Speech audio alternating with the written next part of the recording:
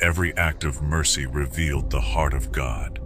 He restored sight to the blind, enabling them to see the beauty of creation once more.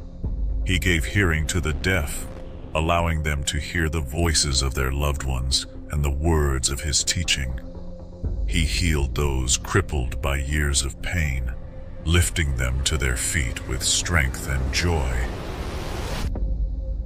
He cast out demons, silencing their torments with a word and setting captives free from the chains of spiritual oppression. In the synagogues, on the hillsides, and along the dusty roads of Galilee, Jesus embodied the love and power of God. Each miracle was not merely a display of divine power, but a profound expression of compassion, a sign that God's kingdom had come near.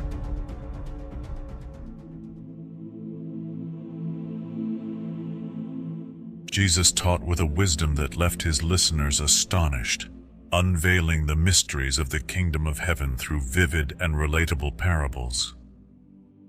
"The kingdom of heaven is like a mustard seed," he said, holding up the tiny seed between his fingers. "Though it is the smallest of all seeds, when it grows, it becomes the largest of garden plants, providing shelter to the birds of the air." His words painted a picture of God's reign, a seemingly insignificant beginning that would grow into something magnificent, expansive, and life-giving. These simple, yet profound illustrations challenged the proud, uplifted the humble, and transformed hearts.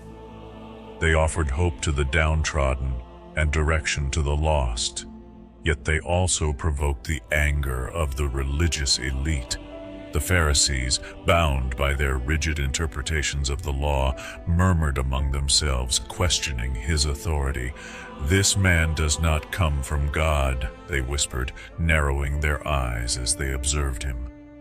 Their opposition became especially fierce when Jesus challenged their strict interpretation of the Sabbath. One day, as Jesus and his disciples walked through a grain field, his disciples began to pick heads of grain and eat them. The Pharisees, quick to accuse, confronted him. "Look, your disciples are doing what is unlawful on the Sabbath." Jesus, undeterred, responded with both wisdom and authority. "Have you not read what David did when he and his companions were hungry?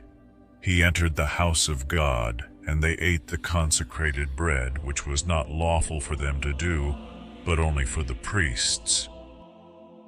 His words revealed the heart of the law rather than its letter.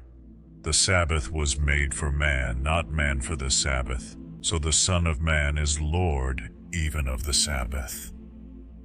On another Sabbath, Jesus entered the synagogue, where a man with a shriveled hand sat quietly. The Pharisees, watching closely, hoped to trap him. "Will he heal on the Sabbath?" they whispered, their intentions filled with malice. Jesus, aware of their thoughts, called the man to stand before the congregation.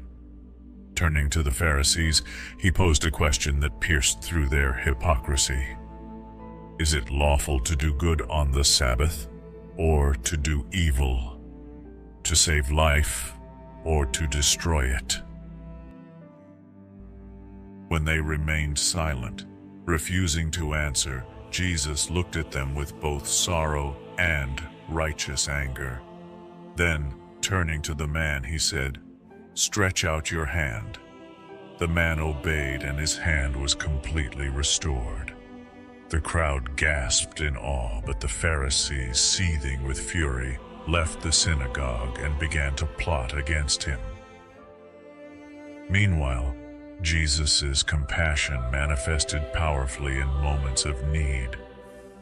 In Cana of Galilee, during a wedding feast, a crisis loomed beneath a joyful celebration.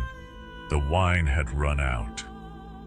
For the hosts, it was a moment of great embarrassment. Mary, the mother of Jesus, noticed the dilemma and approached her son with quiet urgency. "They have no more wine," she said, her tone filled with faith. "Woman, why do you involve me?" Jesus replied gently, "My hour has not yet come." Yet Mary, confident in his compassion, turned to the servants and said, "Do whatever he tells you." Nearby stood 6 large stone jars, their capacity enough to hold gallons of water.